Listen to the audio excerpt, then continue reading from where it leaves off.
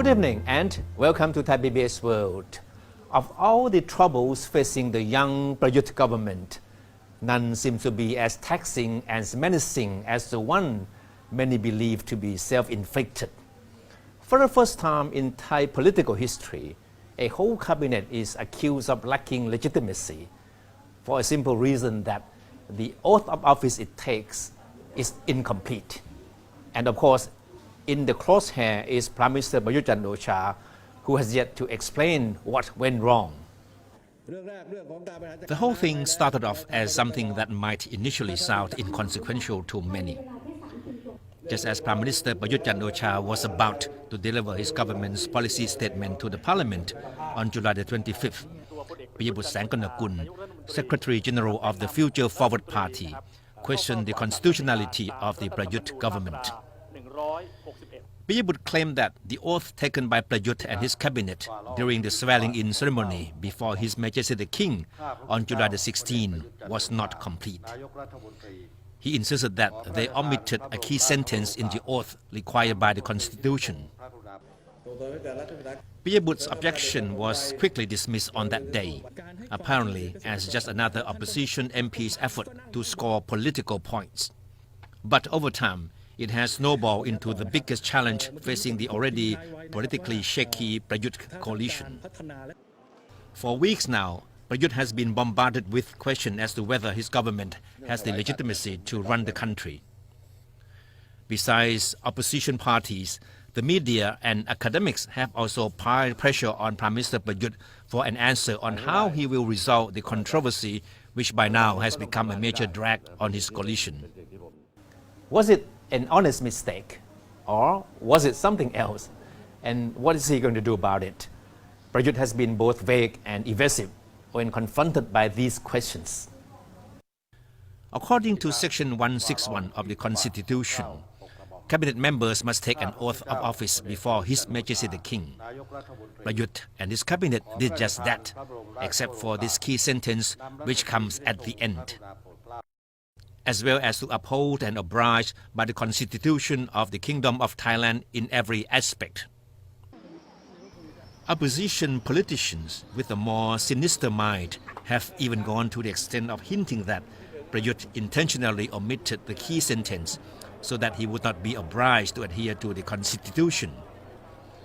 After all, wasn't it Prayut who tore apart the Constitution when he staged the military coup d'etat back in 2014?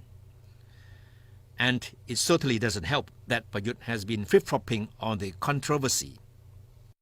In what was initially interpreted as a sign that he was ready to make amends over the issue, Prayut on August the 7th publicly apologized to his cabinet for the controversy, and he vowed to take sole responsibility for what happened.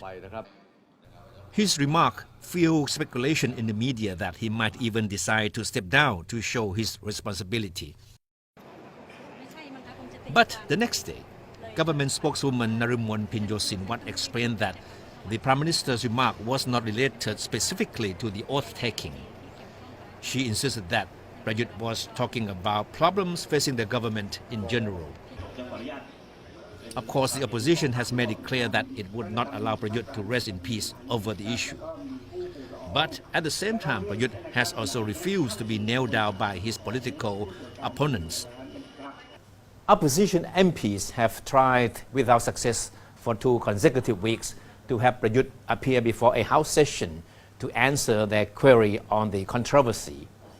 Prime Minister Prayut insisted that he was too busy with public engagements and that the issue is already being deliberated by the Ombudsman, who will decide on the next step of action.